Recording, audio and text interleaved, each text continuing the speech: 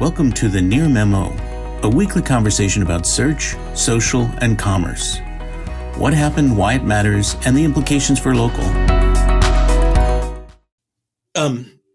Speaking of spam, we're not going to be talking about Google LSAs, which I wrote about yesterday, and spam and fake reviews and fake listings, which, LSAs are performing relatively well, I think, for people, but the spam problem is getting worse. But we will defer that to another day. And instead, we're going to be talking about the very fun question of stack ranking and layoffs in the tech industry. I just want to point out that a year ago, roughly, all these tech companies were still in a hiring frenzy. It was an absolute feeding frenzy, competing over employees, hiring as many people as you could. People were having trouble. It was totally a seller's market. And now what we've seen in the intervening period, because of all the layoffs and so on and so forth, is a complete 180. And now everybody is doing some version of stack ranking and complaining about productivity and trying to boot out their, some percentage, a meaningful percentage of their workforce. I mean, this is a radical shift that happened. I think, I'm not sure they're trying to boot people out. I think they're trying to get efficient at whatever their current scale is because they overhired. And so they may be forced to cut staff. And the question is, how do you do that if you overhired?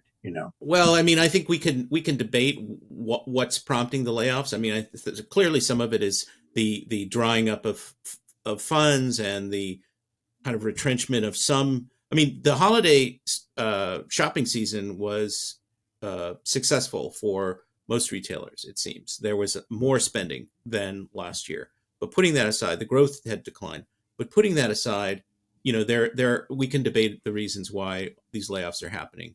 But let's talk about the David, your advocacy on behalf of stack ranking. You're a I wouldn't go that far. I'm going to react to the specific article that you shared on Twitter, which was a CNBC summary of Google's new policy of rating employees. I would describe it more as the stack ranking, in which they are going to reduce the number of employees that they classify as high performers from 27% down to 22%.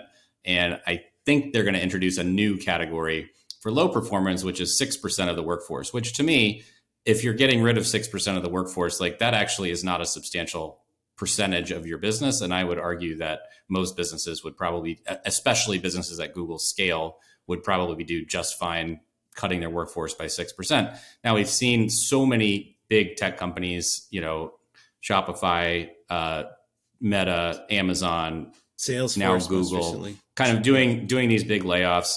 I think Elon and Twitter is kind of the extreme example of this. And I'm not saying that I think Google can or should lay off 80% of its workforce and still have the code hang together. But it does strike me that as we've said many times, or at least I've said, I won't put words in your mouths, but it does strike me that, as I've said many times on this podcast, the product quality at Google has really dropped off a cliff in many, many, many areas. And so there have to be a huge number of low performers, at the very least on the product side and the UX side of things, that I think probably deserve to be moved on to a different company.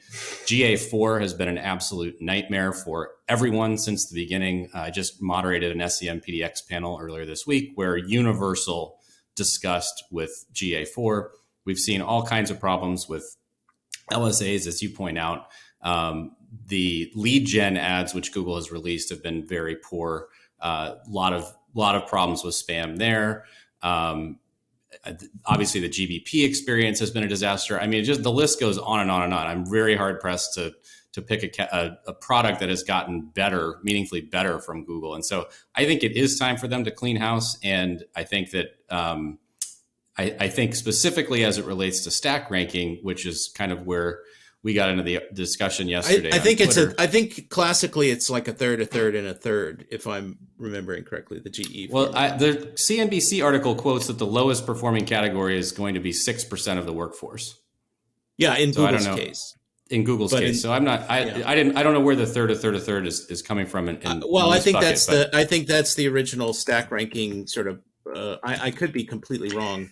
So I have a question. Anyway, I was just going to question. say, just a second, Mike. Let me finish my comment here. So there's obviously, this is not going to work if it discourages high performing potential employees or existing high performing employees from either joining or deciding to leave Google. If it triggers a mass exodus or it makes it harder for Google to hire high performing employees, this is going to fail.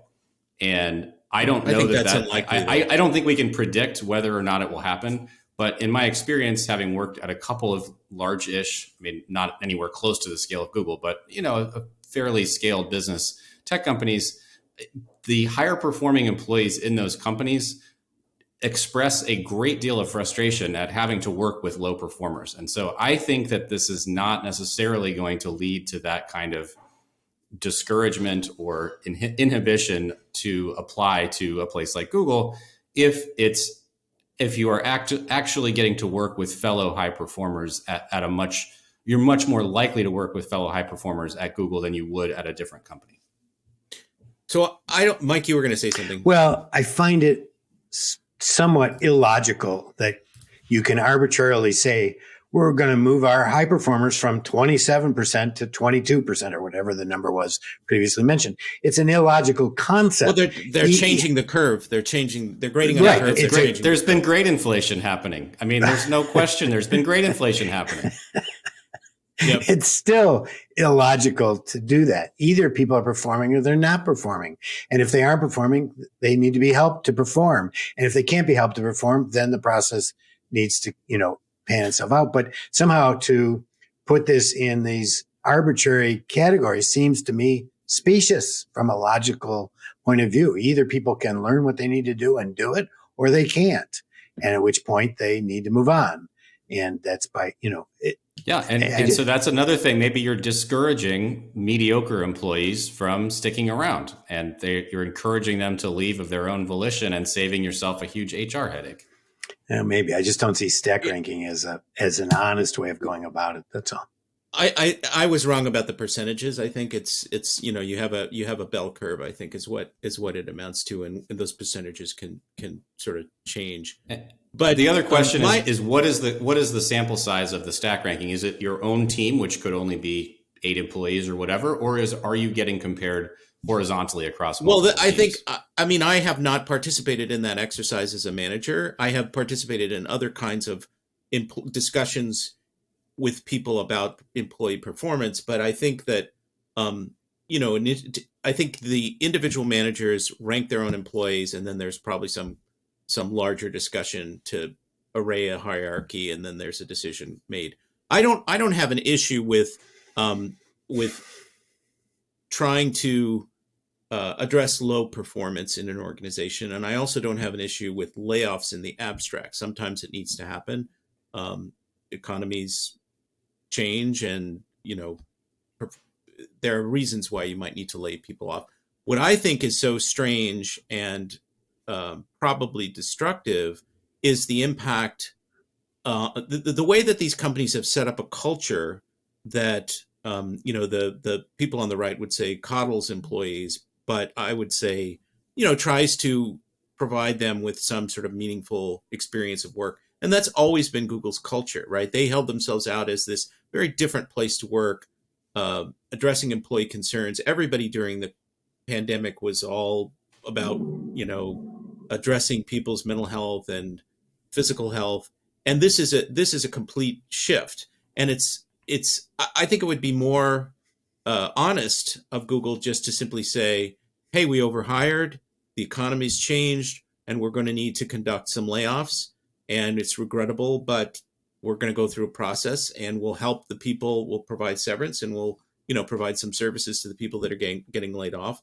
But the way that it's sort of couched in this performance language, which may be valid, is just, there's something that irks me about that. And I think that ultimately, if you create an environment where people are distracted, where employees are anxious or kind of always looking over their shoulder or whatever, then you undermine the productivity that you're trying to increase. So I think I just find it sort of fascinating that we've gone from such a different environment to one now where there are these sort of more traditional management styles being implemented.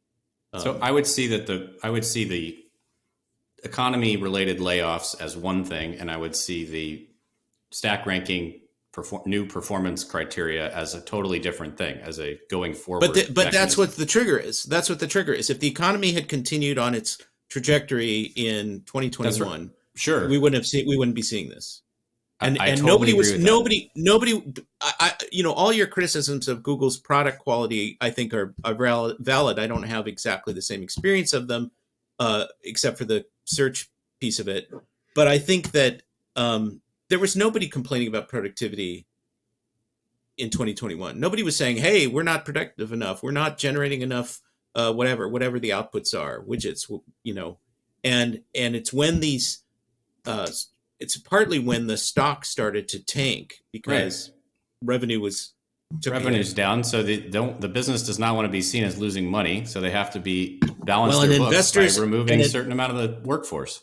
Right. And investors also demand cost cutting in these situations. And this is part of that. But we're sort of running over time. This is a debate that I think, I think you and I probably are not so far off as we appeared on Twitter yesterday. I'm just very sensitive to the culture issues and the impact of the culture.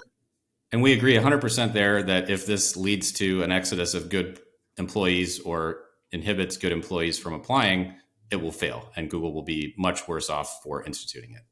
And to Mike's point, there are different ways to manage people than to simply say, we're going to rate you and, you're out if you're not at above a certain threshold. I mean, you want to develop people. It's costly to hire people. It's a in my experience, it's costlier to hang on to someone who's a low performer for too long. If somebody is truly underperforming, then you talk to them, you give them an opportunity to improve. And if they don't improve, then you say, well, it seems like this isn't a fit for you.